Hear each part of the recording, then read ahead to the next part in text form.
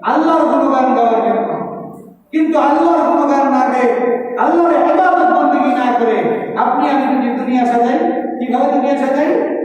Building করি, mill factory তৈরি করি, গার্ডেন বানাই, বিভিন্ন শপিং মল তৈরি করি, রিসোর্ট তৈরি করি, দুনিয়া সাজাই, ছেলে মেয়ে সাজাই, ছেলে মেয়ে ডক্টর ম্যাজিস্ট্রেট বানাই, শিক্ষিত বানাই, দুনিয়া সাজাইলাম।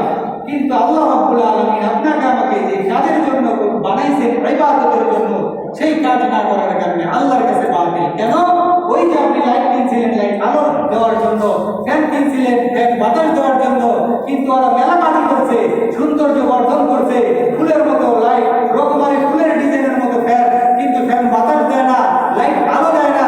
এরা যেমন বাতিল, তেমনি আপনি আল্লাহর ইবাদত করেন না, মনে রাখবেন আপনি আল্লাহর কাছে বাতিল। কথা কোন ঠিক কিনা?